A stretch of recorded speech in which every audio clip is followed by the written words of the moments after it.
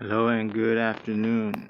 I'm gonna start off July 7th reading this book from a World War II uh, Bible. So today's reading is God Before Mammon. It says, now that all the time there arose no small commotion about the way, for a silversmith named Demetrius, by making silver shrines of Diana, brought no small gains to the craftsmen, and these he got together along with workmen of like occupations, and said, Men, you know that our wealth comes from this trade, and you see and hear that not only at Ephesus, but almost over the whole province of Asia, this man Paul has persuaded and turned away numbers of people, saying, Gods named by human hands are not gods at all, and there is danger, and not only that this business of ours will be discredited, but as but also that the temple of the great Diana will be regarded as nothing, and even the magnificence of her whom all Asia and the world worship will be on the decline. Idolatry and fanaticism. On hearing this, they were filled with wrath and cried out, saying, Great is Diana of the Ephesians. And their city was filled with confusions. And it says, number one, their books containing magic formulate. Number two, way, the Christian manner of life. Okay, and it's Acts 19:23 through 14 from the New Testament.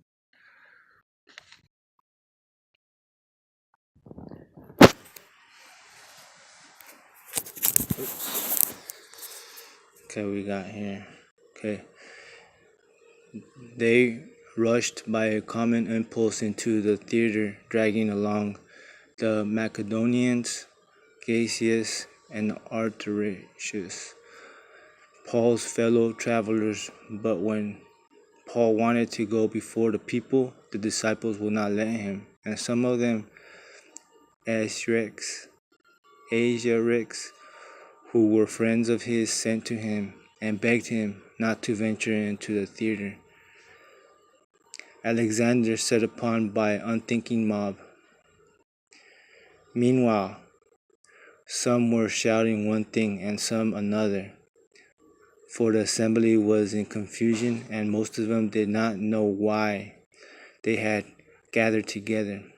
Then some of the crowd called upon Alexander, as the Jews were pushing him forward, and Alexander, motioning with his hands up for silence, wanted to give an explanation to the people. But as soon as they saw that he was a Jew, they all with one voice for about 2 hours shouted, Great is Diana of the Ephesians.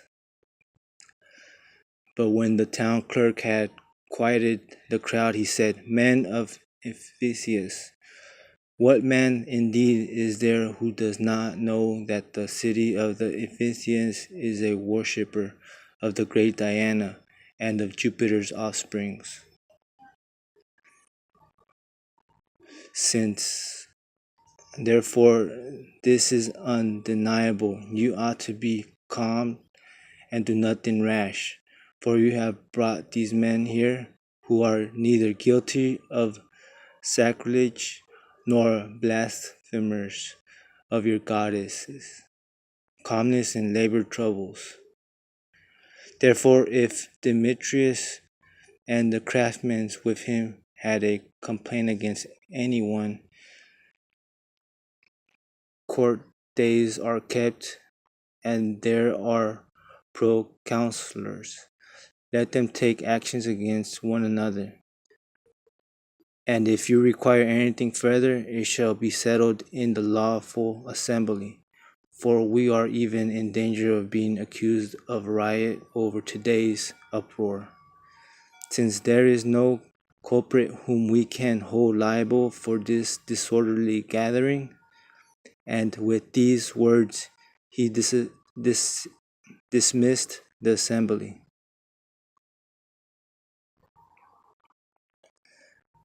So number one was theater, the large open air assembly place, and number two is Asiacs, officers in charge of the religious feast and of certain other matters in the province of Asia.